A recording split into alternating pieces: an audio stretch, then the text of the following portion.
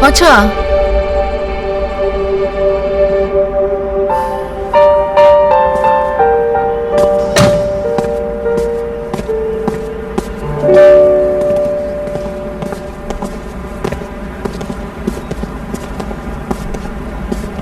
谢谢你。谢什么？因为你开除了悉尼。不关你的事。我知道你一直都在关心我，我记在心里了。我说了，这是我公司的事，跟你没关系。我是真的不希望我们之间的悲剧发生在悉尼身上。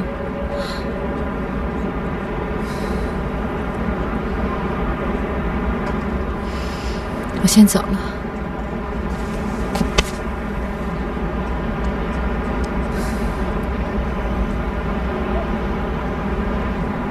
我想忘了你，所以我必须离开悉尼。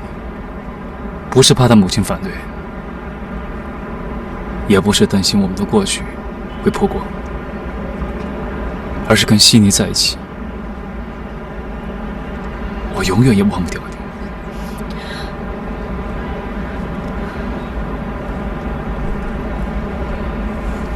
对不起。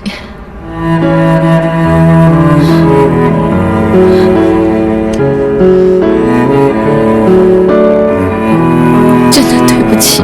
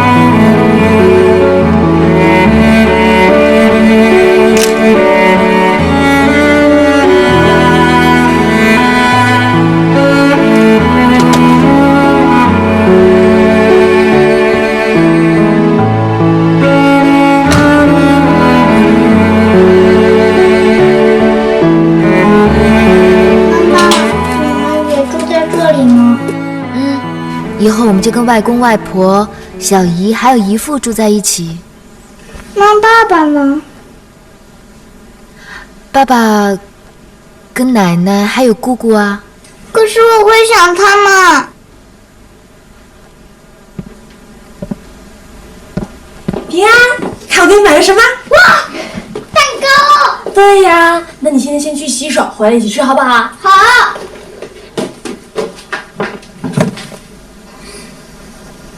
姐，你还好吗？爸还好吗？除了臭脸之外，心脏倒是挺好的。这阵子他应该不想看到我，我就不去医院了。麻烦你跟妹夫多费心了。姐，你说什么呢？他也是我爸爸，我应该照顾他呀。再说，一直以来都是我麻烦你，这回也该轮到你麻烦我们了。你们麻烦我什么啦？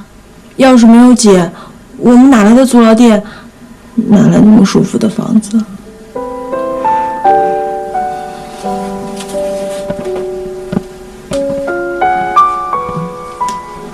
姐，你一个人守着那么多的秘密，心里一定苦死了吧？姐，你知道吗？你这么做会让我觉得我是个很差劲的妹妹。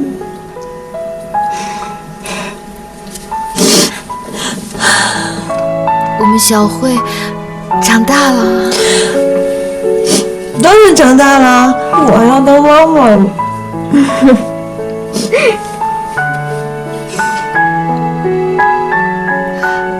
不过姐，现在要跟你们说抱歉了。这个房子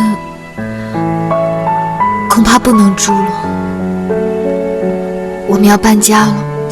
搬呐，当然要搬，不仅要搬家，而且我还让我老公把那工作给辞了，让那个混蛋老是欺负你，以后我见一次就揍一次。小爷，哎，平安喜好手，那我们去吃蛋糕吧。好啊。好吧。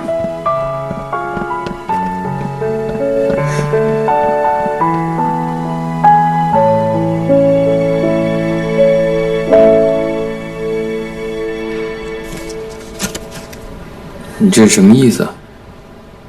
谢谢韩总这段时间的照顾，我现在决定了，我准备向您申请辞职。如果给您造成什么不便，真的很抱歉。是徐英让你辞职的？不是，是我老婆的意思。就算是她不说，我也打算这么做。以后有什么需要帮忙的地方，尽管给我打电话，不用客气。谢谢韩总，我走了。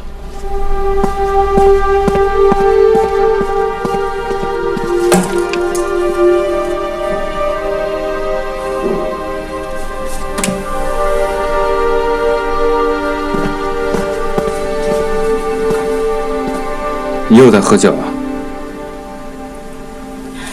你也喝一杯。又是因为什么呀？你跟徐莹的过去，西雨已经知道了。西雨怎么知道的？是我说的。所以徐莹离开江家了，平安很快就是我们的儿子了。你为什么要对西雨说呢？西雨是我的弟弟，他不应该知道这些。我再提醒你一次，你跟江家一点关系都没有。西雨他不是你弟弟。可是我从来就没改变过他是我弟弟的事实，从来就没有改变过哥哥对弟弟的感情。老公，现在舅妈已经知道我们在联合其他股东对付他，不知道他之后会对你做出什么，所以你现在不能对江家有一丁点的感情，你知道吗？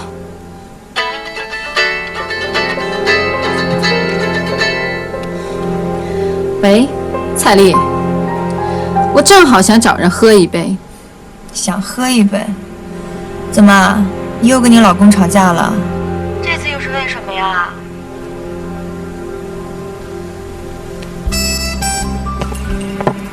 你要领养那个孩子？你疯了吗，姑娘？你看我像疯了吗？你既然接受不了这一切，那你干脆离婚算了。你干嘛非要这么折磨自己啊？离婚？离婚受折磨的人只有我自己，那怎么可以？你跟我说句实话，你为什么要领养那个孩子？还有，你为什么非得让你爸爸去说服韩正宇啊？振宇是我老公啊，老婆帮老公不是天经地义的事吗？娜娜，这个你是玩不起的，恐怕到最后粉身碎骨的是你自己。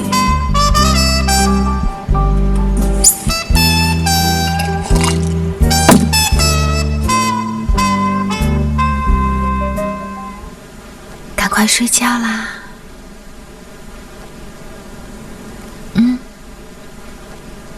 眼睛闭起来了。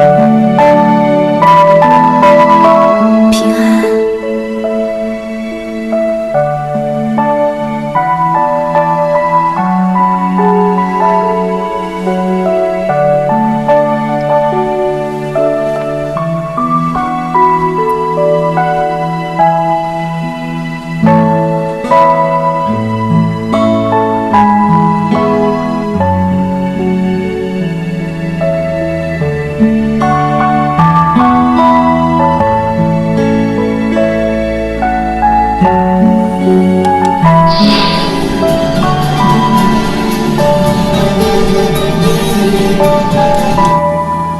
边当兵文的，所以今天。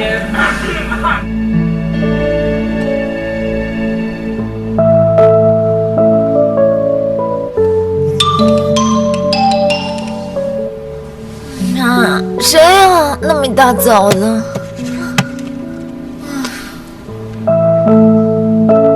别忘了我拜托你的事，带西雨去常老师那里学画。我请教过医生了，这对西雨有帮助，拜托了。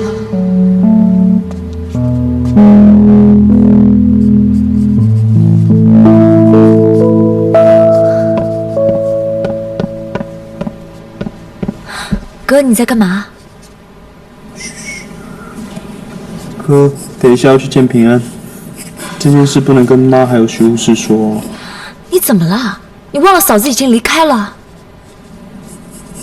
平安是我的儿子。你不是已经知道平安的身世了？你清醒一点，哥。平安是我的儿子。平安不是你的儿子，平安是振宇哥的儿子，是你的侄子，所以你不能做平安的爸爸。哥，你听清楚了吗？悉尼，平安是我的儿子。哥，你到底怎么了，哥？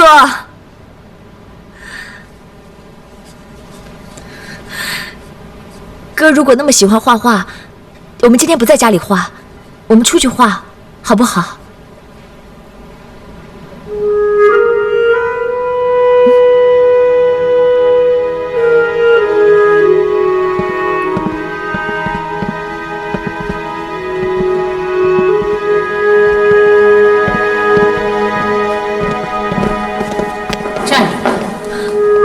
你要带着你哥哥去哪里啊？不可以。为什么不可以？你不是已经答应过嫂子，让哥去外面画画，去接触外面的人和事，所以嫂子才会离开的。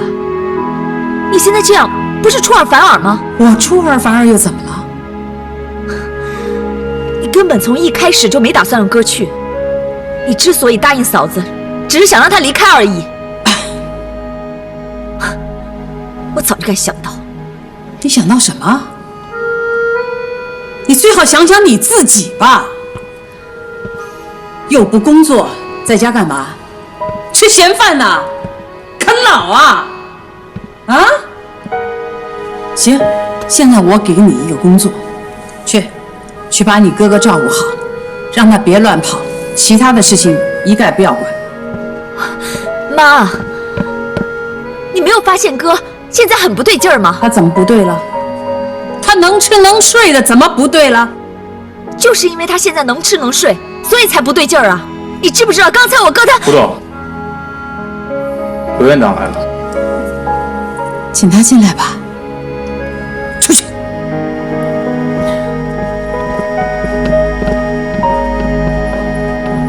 副总，您请坐。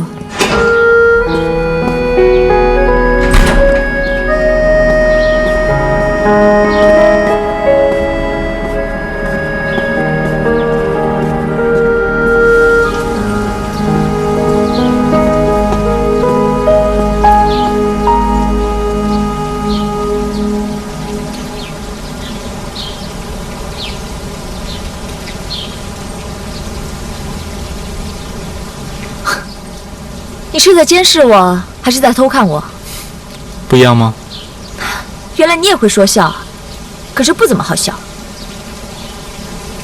你在担心西雨吧？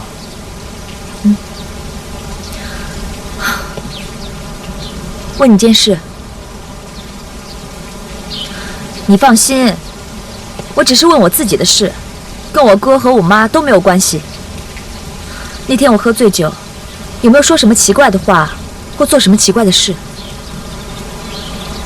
有。我说什么了吗？我该不会叫你去调查王彻的新女友了吧？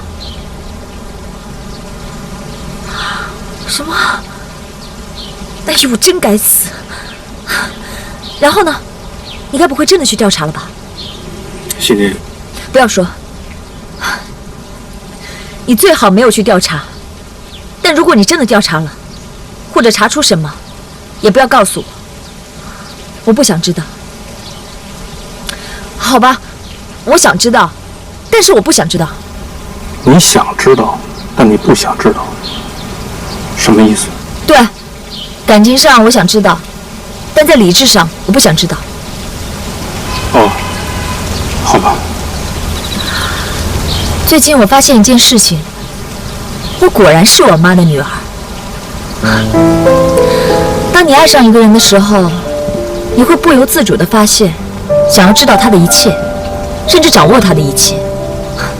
我妈对我哥就是那样。虽然这样的比喻有些奇怪，但他们的意思是一样的。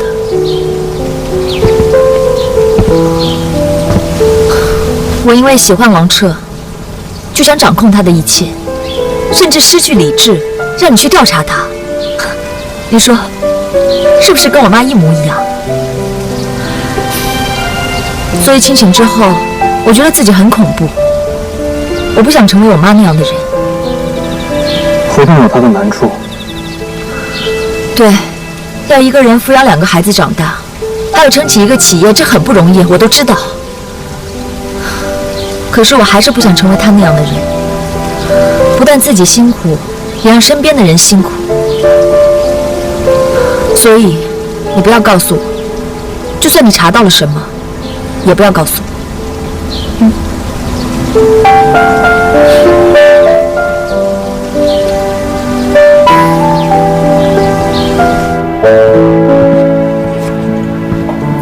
西雨应该没事的吧？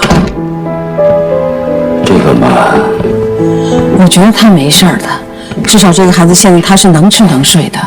所以现在情况才严重。现在西雨在跟自己搏斗。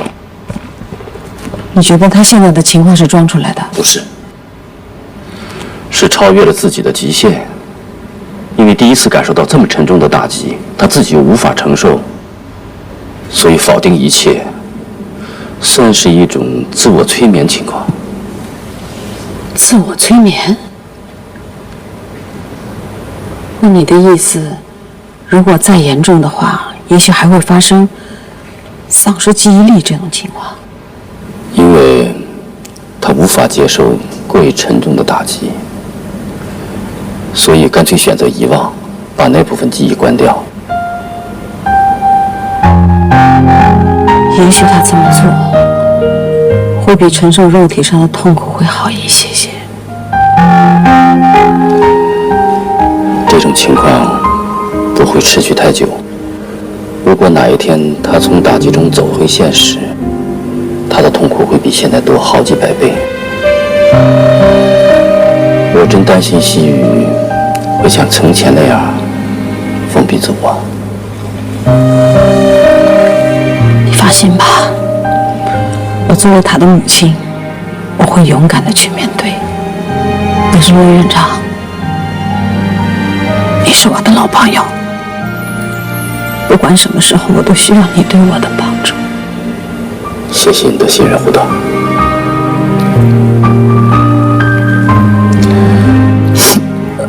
对不起，我今天就不送您了。告辞了。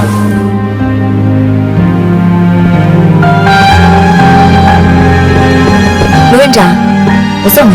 好，谢谢。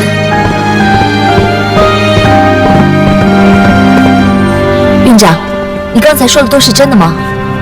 一旦我哥醒过来，他所承受的痛苦比现在要多几百倍。一味的逃避是没有用的。西雨需要情绪的出口，需要适当的抒发。那么，画画对他有帮助吗？西雨喜欢画画，如果经过适当的引导，画画可能会成为他发泄情绪的出口，以及跟人沟通的桥梁，帮助周边的人了解他的内心世界。我想，会很有帮助的。好，谢谢罗院长。再见。你好，振宇，罗院长，你好。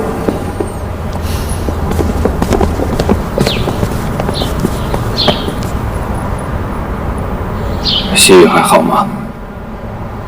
不好，和以前的那种不好不一样了。以前不好是因为没有情绪，看不出喜怒哀乐。现在呢，是因为太悲伤了，所以不好。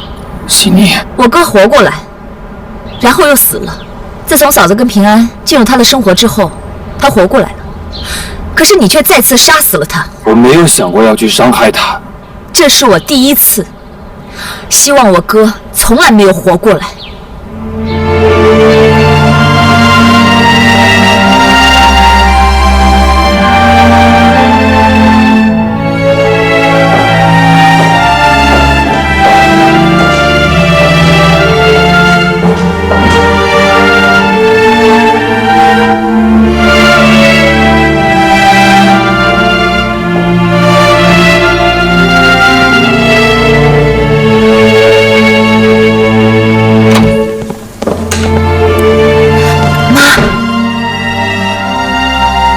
我做了一些鱼汤，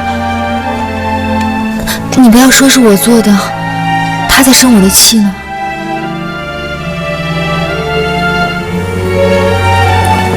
你这个坏丫头！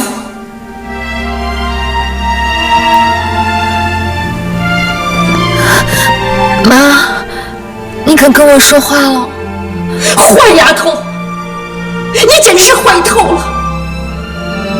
我是你妈妈。有什么委屈你不能跟我说呀？你非得一人闷在心里头。我不委屈，我有妈疼，怎么会委屈？你就知道哄我。你是我妈，我不哄你哄谁啊？孩子，我自己来。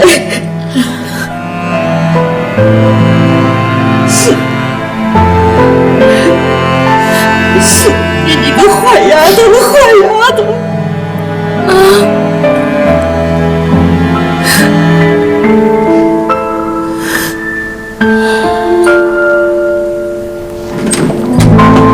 我再跟你说一遍，你的任务就是管好你哥，你不能带他去他不应该去的地方。你这么害怕的话，干脆把哥绑起来算了。不对，绑起来还是可以把绳子解开，不如就像一件行李一样，随时带在你身边，这样多好。你想跟我作对是不是？你想跟我作对是不是？我不是要跟你作对，我只是不能视而不见。明明就是对哥好的事，而且我跟罗院长确认过了，为什么你就是不肯？难道就是因为嫂子的主意，所以你宁愿哥继续严重下去，也不肯去做吗？妈妈不要生气，心雨会乖乖的。妈妈不要生气，心灵也不要生气。孩子啊，妈妈没有生你的气，真的，我没有生你的气。这种情况不会持续太久。如果哪一天他从大局中走回现实，他的痛苦会比现在多好几百倍。我真担心西雨会像从前那样封闭自我。妈，这次我不会妥协的。只要哥愿意，我一定会带他去。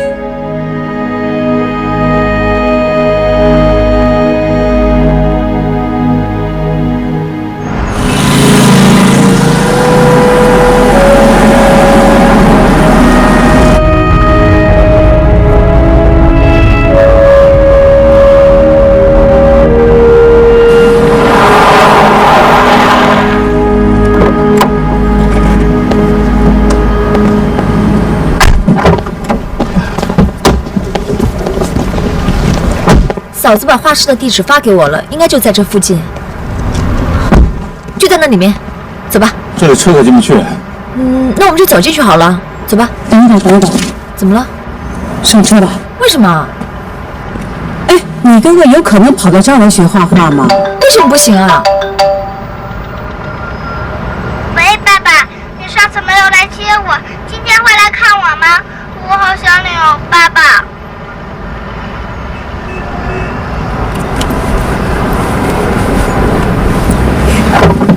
行吗？你觉得连脚都下不去的地方行不行啊？妈，你都没进去看，你怎么知道不行啊？哎。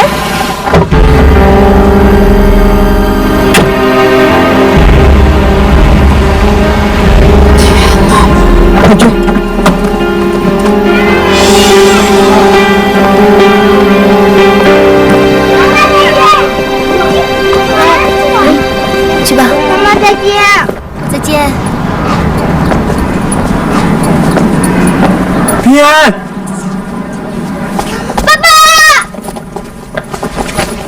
爸爸，我好想你啊！爸爸也好想平安。细雨，你怎么会来这里？平安想爸爸，爸爸来看平安，接实务室回家。平安，要迟到了，赶快去上学。平安，你不听我的话了吗？平安，要听妈妈的话。那放学爸爸回来看我吗？等平安放学，爸爸来接平安还有妈妈回家。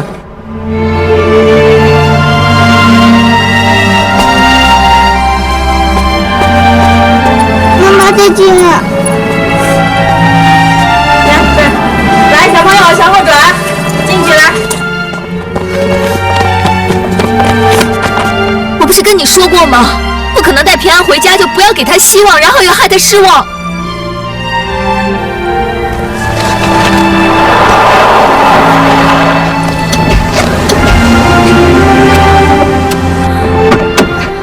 不要动。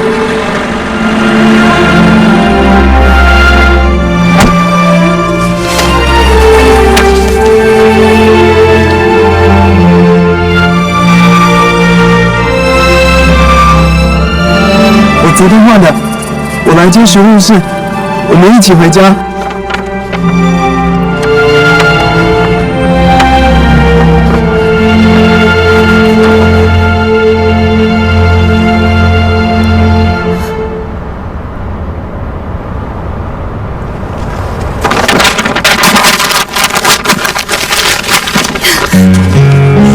实务室，对，我是徐护士。对你而言，我根本就是护士，不是你太太。我们之间根本就没有感情。我不知道为什么你一直要我回家。你不是知道我跟振宇哥的事吗？我跟你振宇哥曾经非常相爱，因为很爱，所以生下了平安。平安是他的儿子，不是你的儿子。所以从今天开始，你不要再来找我，也不要再来找平安，因为我们根本就。我们根本就不是一家人。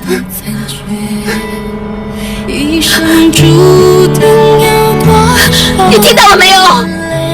我们不是一家人，我不喜欢你了，我们不是一家人。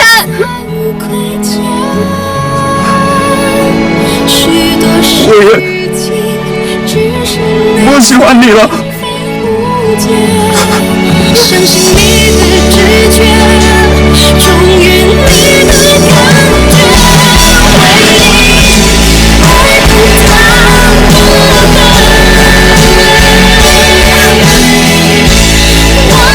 我们热怎么快乐？祝福你，我的爱，痛苦的抉择。你的距离让我舍不得，你的距离让我舍不得。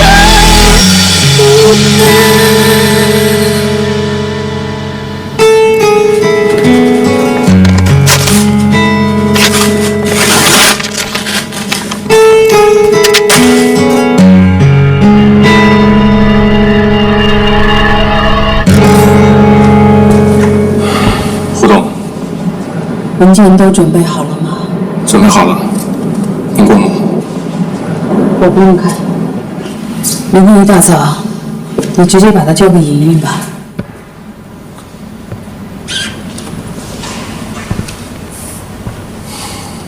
胡东，要不要再多给西域点时间？你什么时候又多了这么一个坏习惯呀？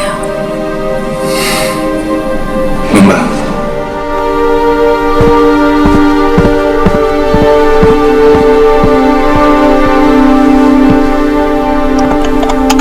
好了。哇，姐，爸不会是出个院？你怎么搞得跟吃团圆饭似的？爸回来，我们一家人不就团圆圆满了吗？哇！外公回来了！外公，这小平安叫声卖功啊，这真有点到家的感觉。好啊！回家。爸爸。哎呦，这么大声干嘛？我心脏不好，我耳朵还好使。哎呦，这一回家呀就知道开玩笑了。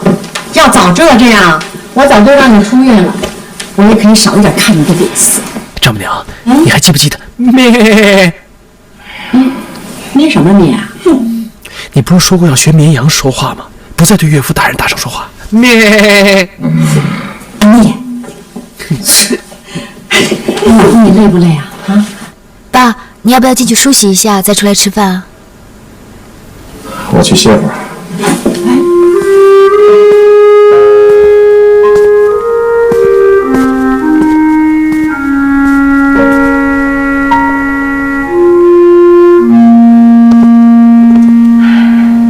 莹呀，其实你爸爸的个性就这样，他心里边其实早就原谅你了，要不然你带的那些饭呀菜呀的，他根本连碰都不会碰，也绝对不会吃完的，是吧？莹啊，你进来一下。哦。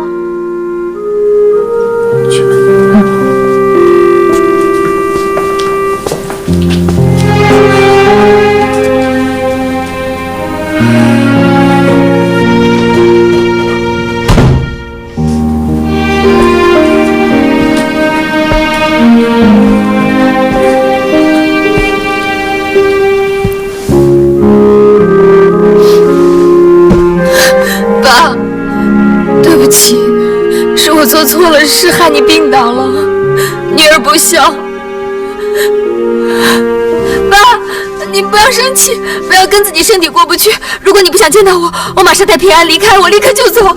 谁叫你走了？就算您没叫我走，我也要走。我真的好害怕，我好怕爸因为我而再倒下。我宁可希望你就当做没有我这个女儿。我要你健健康康的活着。傻丫头，不用怕。经过了这么多的事情，爸爸已经练就了一颗强心脏了。坐。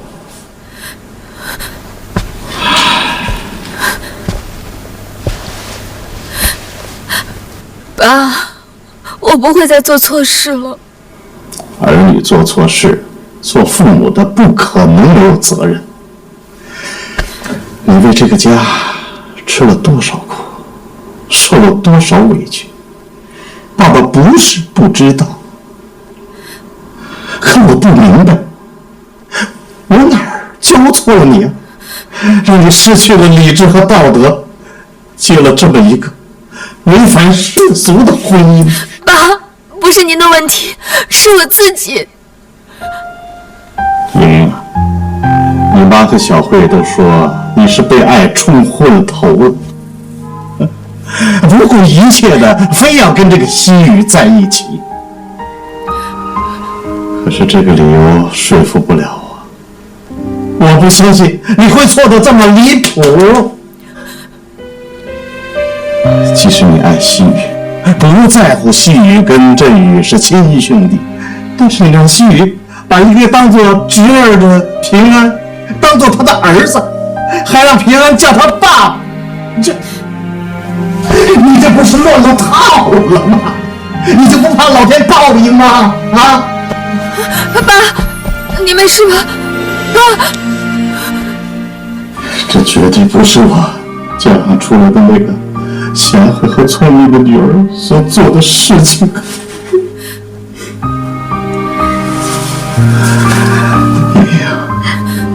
你告诉我，是我想错了，还是我教错了？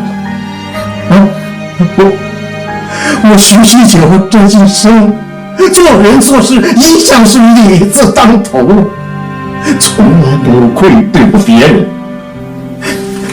你跟我说明白啊，告诉我，我是不是欠那个江家一个交代？你要我怎么说？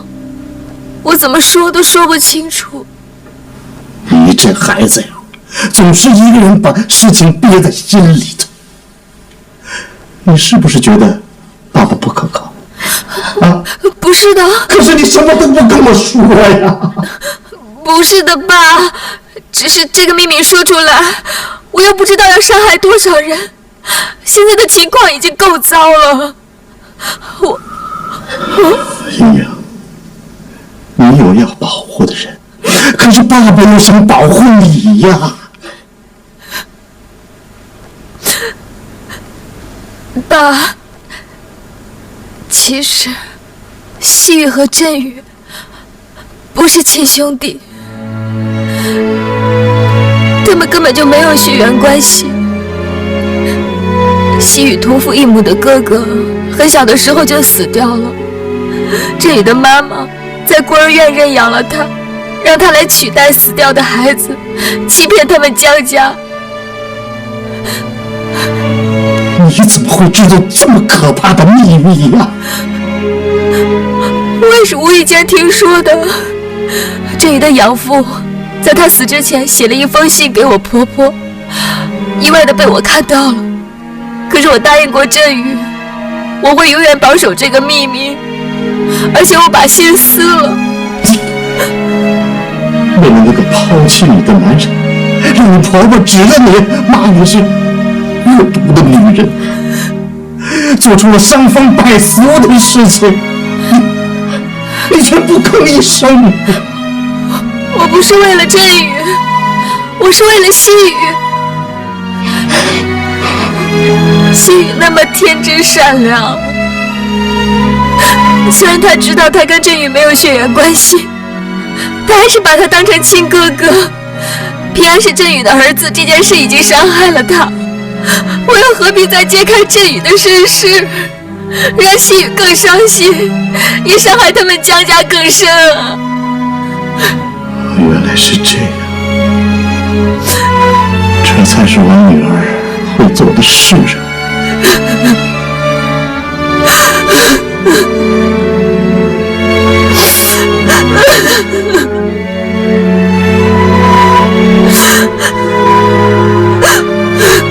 爸，我这么做错了吗？你做得很好。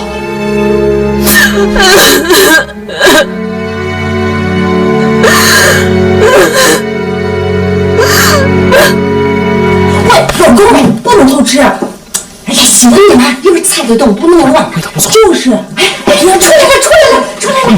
哎呦，老公啊，来，快来，咱们过年，你看看，今天做的都是你喜欢吃的菜。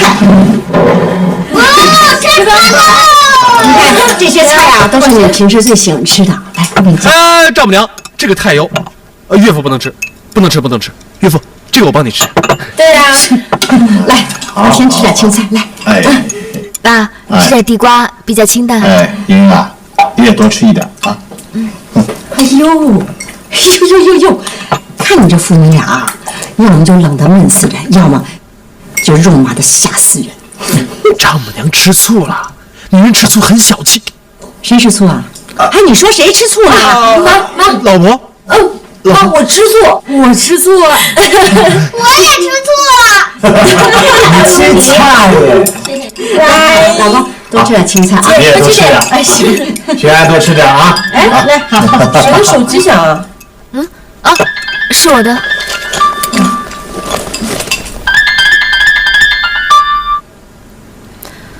喂，我就帮我转达，要是对这份离婚协议的内容有任何问题的话，可以提出来。不好意思，还麻烦你跑这一趟。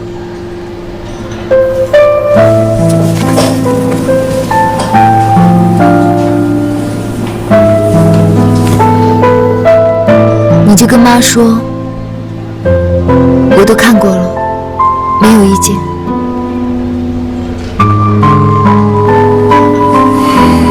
那就等过几天法院的日期定下来，我再通知你去办理相关的手续。谢谢。对不起，我把这件事情弄得跟公事一样。不会，公事公办反而更好，不会想太多。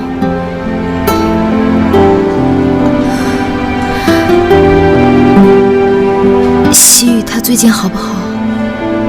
西你有没有带他去常老师那里学画画？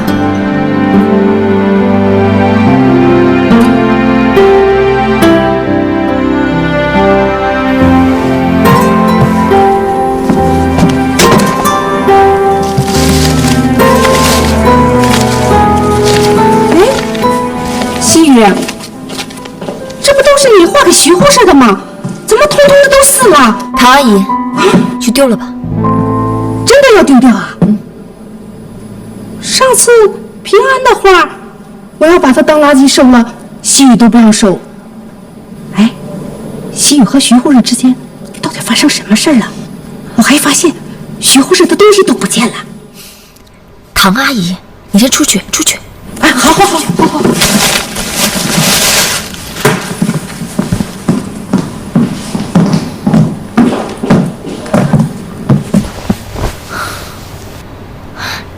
哥，画不出来就别画了，没人逼你一定要画。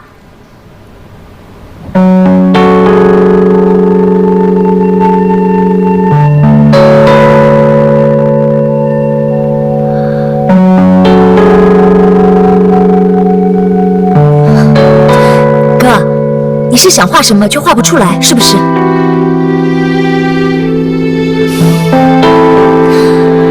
或许那个人真的能帮得了我哥。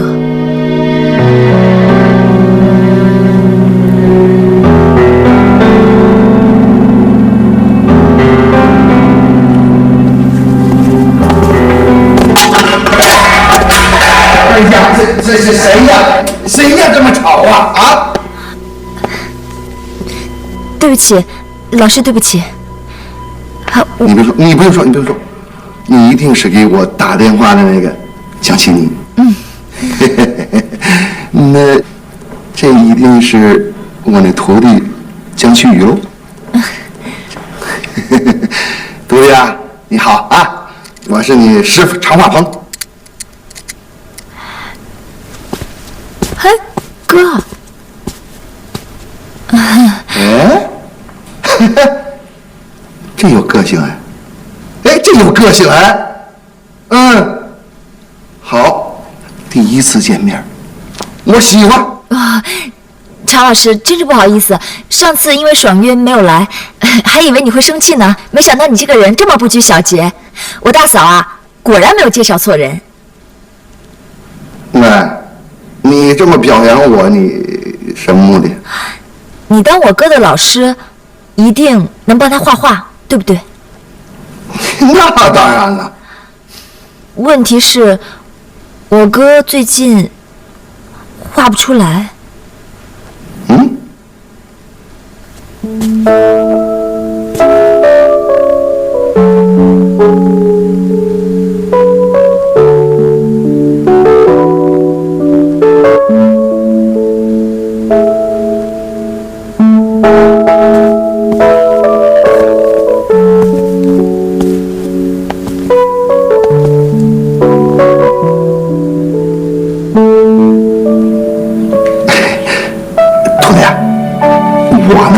就是凭着你太太寄到美术馆的这幅画，我找到你的。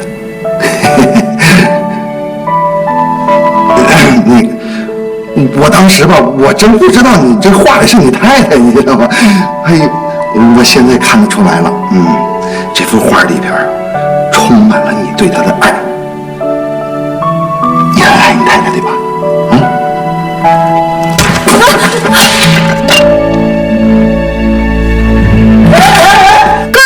这干什么？这是？对不起，老师，实在对不起。因为我哥和嫂子最近刚分手，所以心情不太好。对不起啊。分手了呀？哎，分手好，分手好啊！没准这就是一个好机会，他可以画出伟大的作品来了。你赶紧把他叫过来，快！我等你啊！下次聊啊，拜拜。你呀，你说这真是的，哎呀！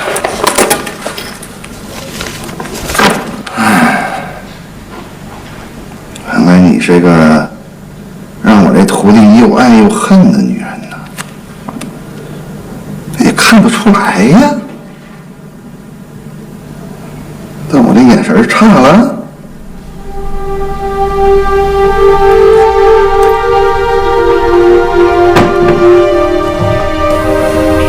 谢谢您为我的事专程回来。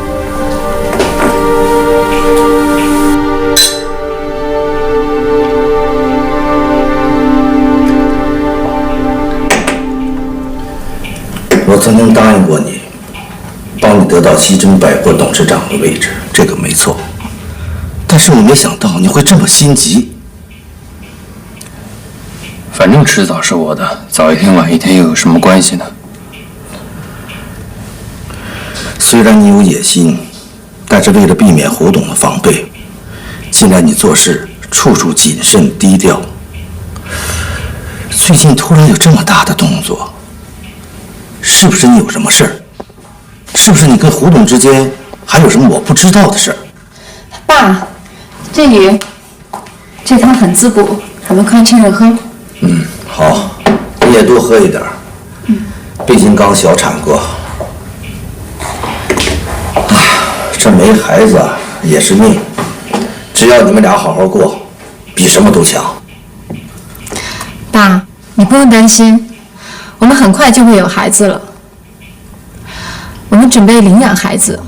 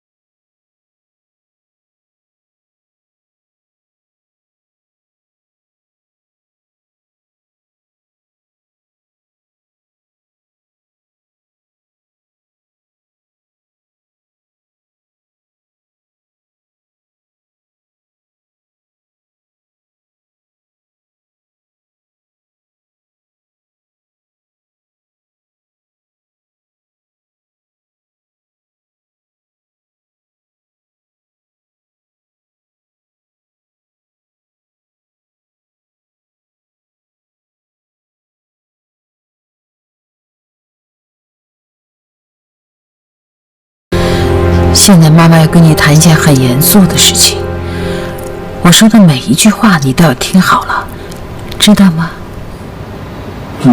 知道。先告诉我，知不知道离婚是怎么一回事儿？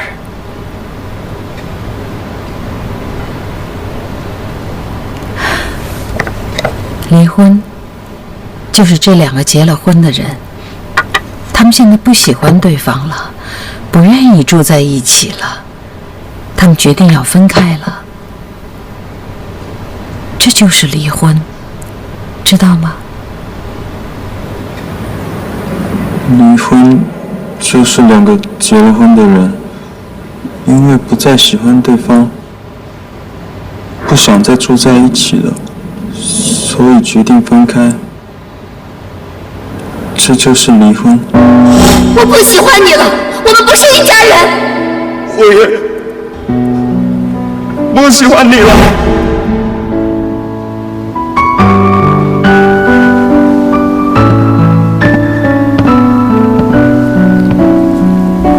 细雨啊，因为你不喜欢徐护士了，徐护士也不喜欢你了，所以明天你们两个就要一起去办离婚手续。离完了婚，你们就不再是一家子了。以后，你也不再是徐护士的老公，也不再是平安的爸爸了。你要干嘛？我知道，你不想见徐护士，对吧？你不想见她，你也不愿意去。没有关系，妈妈想一个办法，看看能不能你不去也能够把手续办下来。我要去。你想好了，你不要勉强你自己。心雨要去。你愿意去那就更好。孩子，你是一个男人，得学会担当。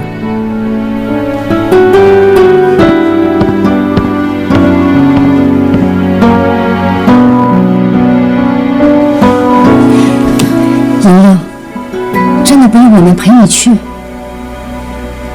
我可以一个人去，你们不用太担心我。我就是担心，如果你那个婆婆去了，不定又说出什么难听的话来。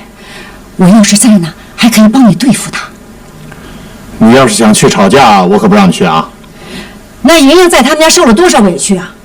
我如果不当面骂她几句，我怎么甘心？亲家那边我会跟他做个了断。还亲家？是冤家，冤家。反正这事儿我来处理。莹莹啊，你就一个人去跟细雨好好的做个了结，知道吗？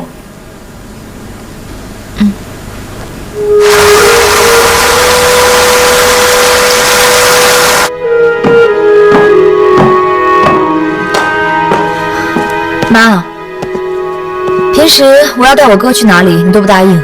今天你不想去法院，就叫我陪他去。我说不去都不行，这也太不公平了吧！都什么时候了，还在挤兑我呀？这种事情谁碰上了都是大事，我怕他扛不住，请你带我好好陪陪他。好吧，妈，我知道了。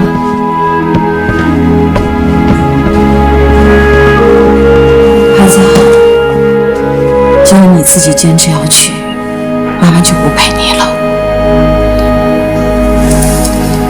真的可以吗？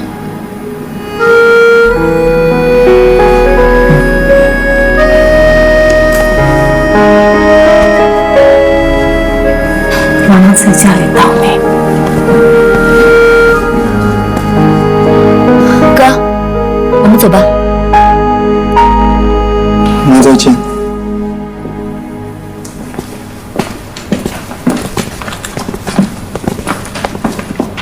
太太，西雨他们去法院，真的是要跟徐护士办离婚呐？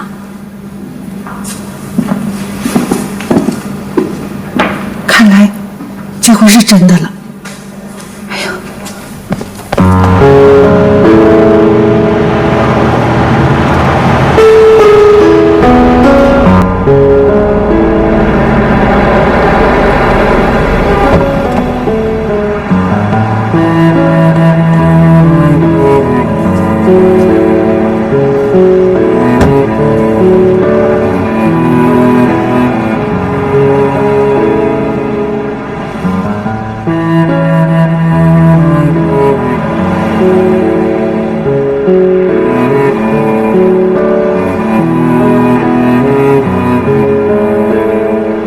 心妮，你们先进去，我去停车。好。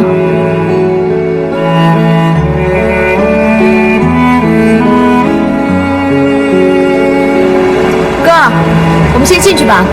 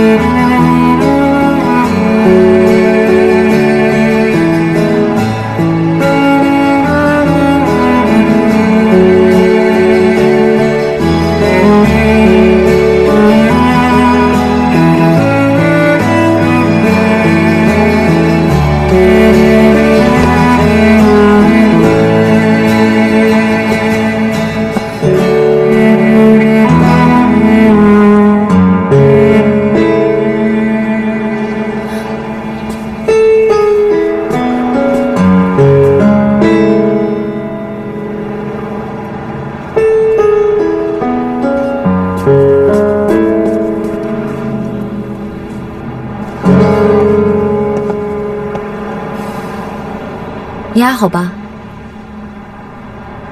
我哥最近脾气很差，没人知道他在想什么。看来他是真心讨厌我了。这样也好，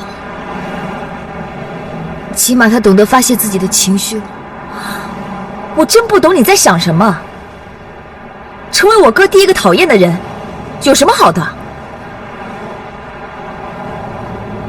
起码现在我知道，没有我他还能过得很好。我快被你和我哥弄疯了。算了，你们离你们的婚去，我在外面等，省得看了心情变差。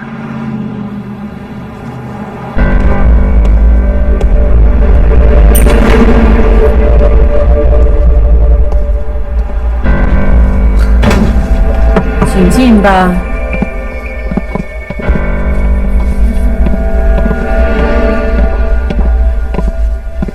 亲家公，您喝点什么？哎，不麻烦了，我一会儿就走。啊，太太您呢？你出去吧。啊，好。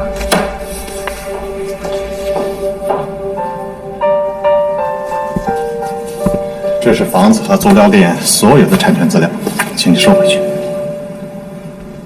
你这是干嘛呀？离婚协议上不是写的清清楚楚吗？离了婚，这还都是你们家的呀。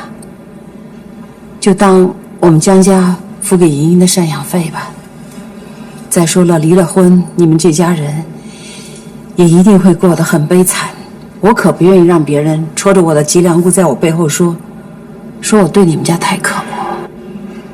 莹莹不需要这笔赡养费，我们也不需要。我只希望从此以后，我们两家不要有任何的来往。好啊。既然你想算得那么清楚，好吧，那就这么算吧。莹莹辛苦了，前一阶段在我们家里是帮了我大忙了。就算是我付给莹莹的一个特别看护费，帮我照顾西雨，那我们就更不能要了啊！我很清楚，莹莹是真心的喜欢你的儿子，所以我才答应了这门婚事。我要收了这些，不就是等于帮着你羞辱我的女儿吗？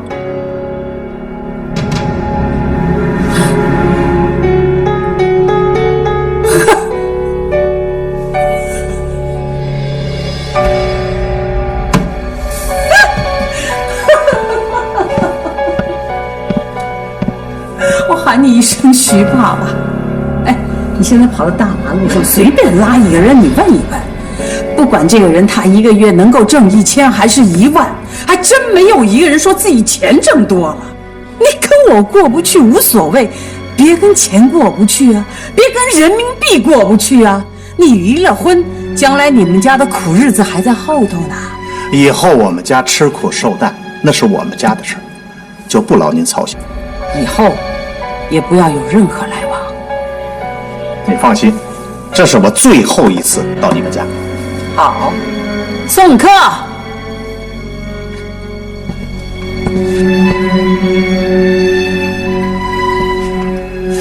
胡董事长，不管你怎么想，莹莹一直都是让我感到骄傲的女儿，过去是，现在仍然是，所以我绝不允许你说她一句不好。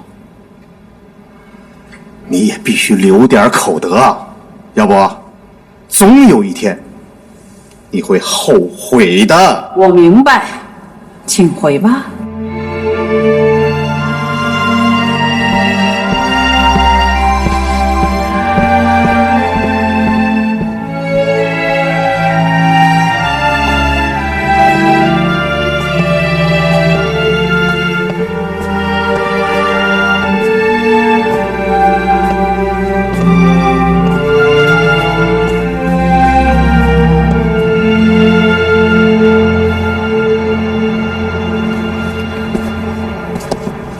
快就好了。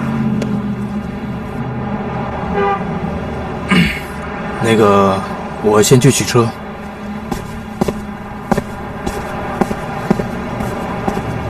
那没事的话，我就先走了。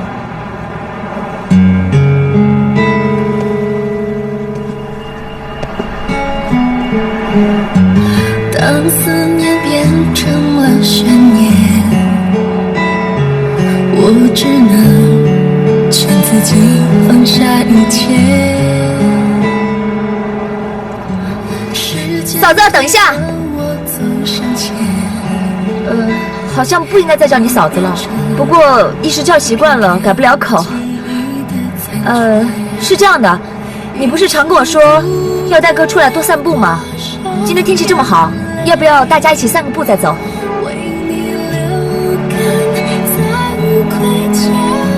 怎么样？许多事情只是难解，并非误解，相信你的直觉，忠于你的感觉，为你爱得太不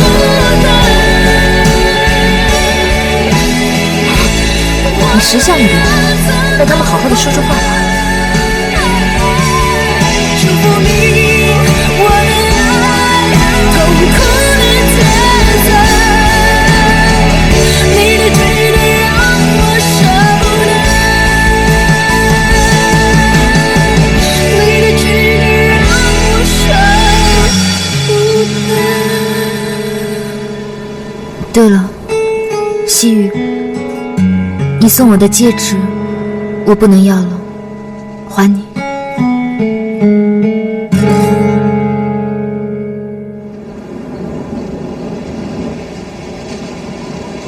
不要再用这种眼神责备我。没错，我是答应过你，我不会再把这个戒指摘下来。可是今天我们离婚了，这个戒指对我来说已经没有任何意义。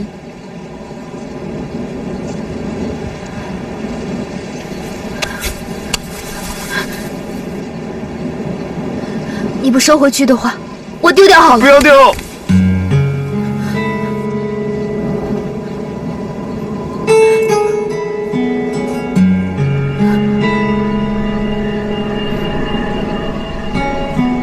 你可能会觉得我很残忍，但有些话我还是要告诉你。我们今天在民政局签字离婚，就代表我们已经同意分手了。所以从今天开始，你要好好的，不要再拿不吃饭、生病或是伤害自己的行为要我回去照顾你，更不可以离家出走，来找我个平安。我不想再跟你纠缠下去，没完没了。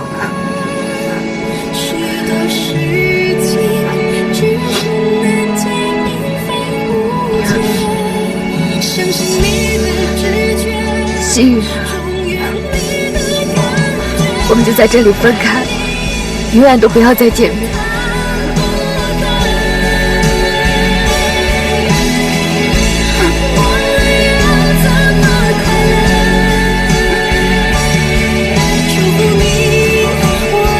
答应我，我们就在这里说再见。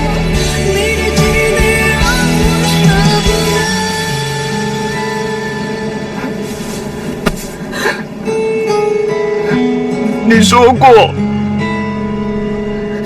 和我在一起很幸福。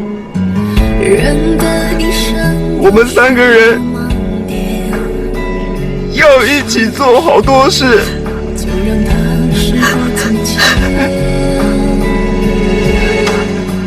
关于爱情重新下的注解，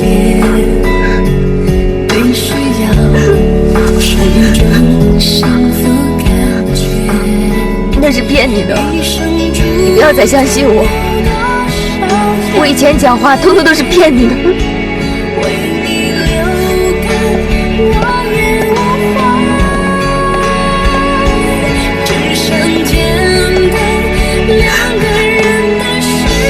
对不起，到了最后还是要说好天的。感谢上天让我遇见你，我会珍藏在心里一辈子。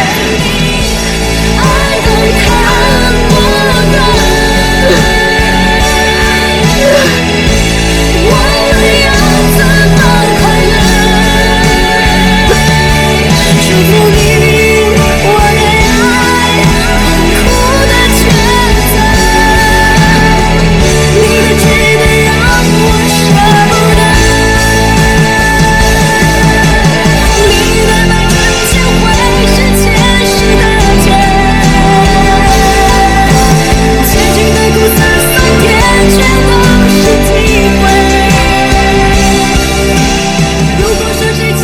我应该很高兴，他已经离开我哥了。可是为什么我看到我哥那么难过，我的心里就好痛？我是不是太心软了？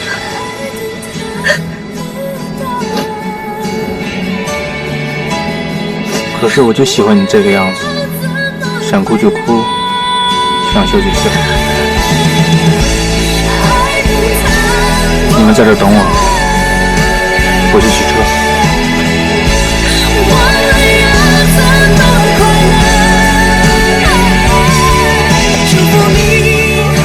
哥，我们先回家吧。